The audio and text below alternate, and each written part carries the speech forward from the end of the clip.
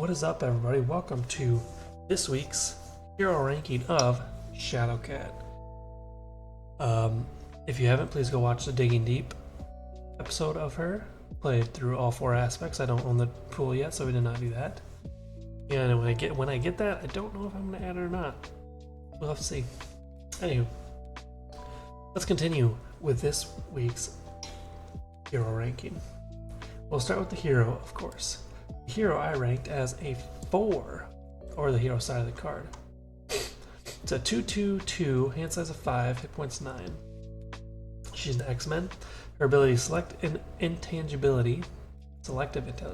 While you are in phase form, Shadowcat ignores the guard and patrol keywords and any crisis icons in play. So after reading that, I just realized that I may have played that wrong, because I didn't realize it was only in phased form. Either way, still a very good ability, especially facing certain villains who constantly have either guard minions or have crisis icons out there. And her stats are just even across the board, which are really nice. So you can build her up either whatever way you choose in order to do this. I actually like her art too. It has she's phasing through a looks like a Sentinel's hand that's smashed on her. That's pretty cool art. See, I give this a 4 because all the flexibility you can use with her. You can either boost her threat or boost her attack to get through whatever you need to get through, whoever you're facing. Moving on to her alter ego side, Kitty Pryde, I put that as a 2. She's a 3 recovery. Hand size 6. Setup, put your mass form upgrade in place, solid side face up. Okay. We all know that I'm not a big fan of setup stuff, but this is crucial to who she is. Phase control action, flip your mass form upgrade. So this is a good ability. I didn't use it that often, but if you're really planning ahead, it helps to know or choose what you want to do.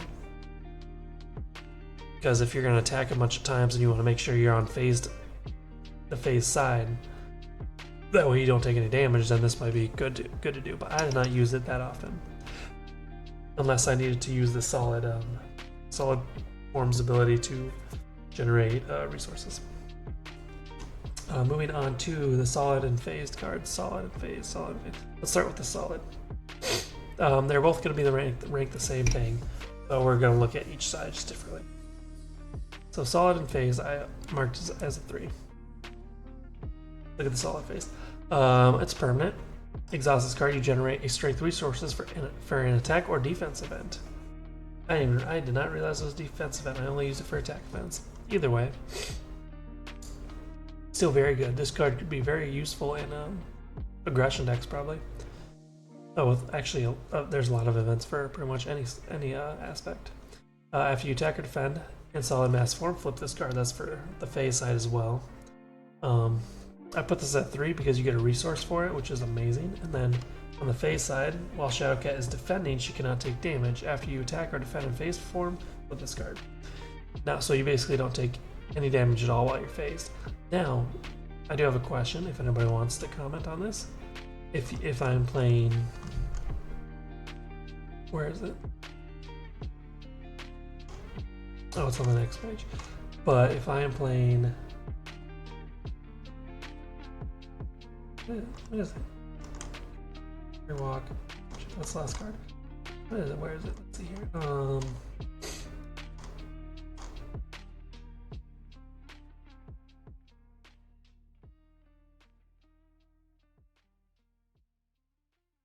There's a card.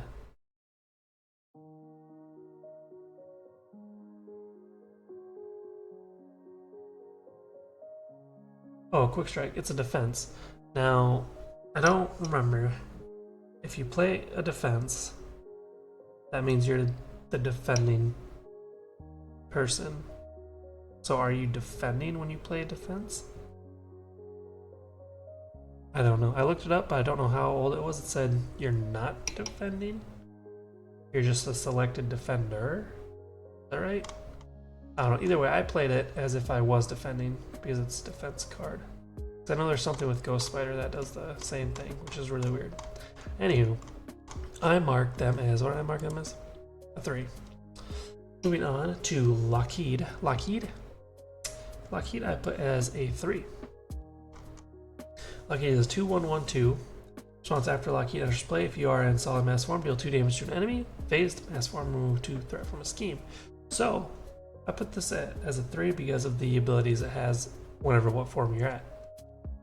So regardless if you're in hero or alter ego, so that goes back to alter ego's ability. You can flip to whatever upgrade you want in order to play Lockheed for whatever enters play ability you need at the time, whether it's to take out a tough status or remove high level threat. That's why I put him as a 3.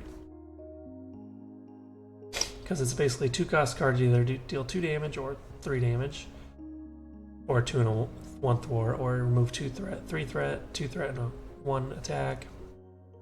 So not a horrible price for that. It's also a wild resource as well. Moving on to Kitty's Room. Which is I put as a 3. Why did I put it as 3? Let's see, it's 1 cost support. Exhaust Kitty's Room. If you are in solid mass form, heal 2 damage from Kitty. Face mass form, draw 1 card. 1 card is phenomenal. And another card you can bounce off the alter ego's ability for. Whether if you need to heal or you want to get up to, depending on how many cards you started with, 6 or 7 cards. Still pretty good. Next is Acute Control. I put as a 2. 1 cost upgrade. After you ignore the guard or patrol keyword on a minion, exhaust Acute Control. Deal 2 damage to that minion. So basically you're dealing damage to the villain and you are dealing damage to whatever minion that has the guard or patrol keyword. Which was really good against Claw to help weaken I forgot the minion's name. Guard something. It's literally guard something, and that's why it has guard. But yeah, it was very useful when I played that. And it's not an event either. It's an upgrade. So every time, first time on your turn, unless you can find a way to renew your upgrades. Moving on, intangible interference, which I put as a 2 as well. A 2. Now this is almost the exact same thing as Acute Control, except it's for thwarting. After you ignore the crisis icon on a scheme, exhaust intangible interference. Remove 2 threat from that scheme. So basically, if you're thwarting the main scheme that has a crisis on it, you are also thwarting the scheme that is creating the crisis icon. This is a very good card to have on the field. Not only to like thin your deck a little bit, but also to have if you need to do that. Moving on to Dazed and Confused. Dazed and Confused, I actually put as a 1 because I didn't play it as often as I should have, because it's a 3 cost upgrade. Now it does cancel an attack and confuse the enemy, but I feel like the cost 3 is, I always had something better in my hand I would want to play other than this. But yeah, I can see the appeal because you cancel their attack, and then on your next turn you can flip over and also essentially cancel their confusion, cancel their scheming. Which I can see the aspect, but I always not the aspect, the want to play it, I guess. But I always had something I wanted to play instead at the time. Moving on to Shadowcat Surprise. What did I put that at? Excuse me. It was a 3. Shadowcat Surprise. Deal 3 damage to an enemy. Ready your hero. So even if you had to defend and take no damage, you could play this to ready up to deal 5 damage. Or if you are already ready, you can deal up to, what, 7 damage with this? Which is pretty good. It's only a 2 cost event as well. There's 3 of them in the deck, so if you have 2 of them, you can most likely play both of them to almost have 7 or 14 damage, possibly, depending on what's happening on the board. But yeah, a very good card, I think. Moving on to Shadowcat. Wait, I did that. Phased strike, phase strike, phase strike. What's that look like? What did I mark that as? I actually marked that as a 4. There's only 2 of them, but it deals 6 damage to an enemy. Now, it was going to be a 3, but the 4, it never actually happened for me. But if you are in phase mass form, you may discard an attachment with the text hero action or hero response from the enemy. So you essentially remove any attachment that the villain has, which is very good. I think the 3 cost for this event is well worth it, because 6 damage, and you're also, as long as you're in phase mass form, you are essentially getting rid of attachment instead of using the resources to remove the set attachment. Because each attachment, almost all attachments need the resource to get rid of, almost. And so 3 cost for this just adds 6 damage to that. So yeah, very, very good card. Airwalk. Airwalk, I put, which one? This one? As a 3, it looks like. Airwalk is 1 cost event. Thwart, remove 2 from scheme. If you are in phase form, remove 4 threat instead. So removing threat is always amazing. This is a 1 cost, just remove 2. That's also still very good. 4 if you're in phase form, so that's even better. 1 cost for 4 threat removed, especially in a pinch. That is fantastic. I mean, there's not much else to say about that. Last but not least, quick shift. I put as a 2. Alright, 0 cost event. When an enemy attacks, if you are in solid mass form, change to phase mass form, or if you're mass form, draw 2 cards. So this is a good card. I think I was going to put it as 2, but then I really looked at it and was like, okay, you can do a lot with this. So I put it as a 3, because if you're already in phase form, you draw 2 cards. So if you started out in alter ego form, you're going to have, what, 8 cards right there? Or 7, depending. No, wait, you're not going to be in alter ego and have 6 cards and play this, because you're not going to be attacked.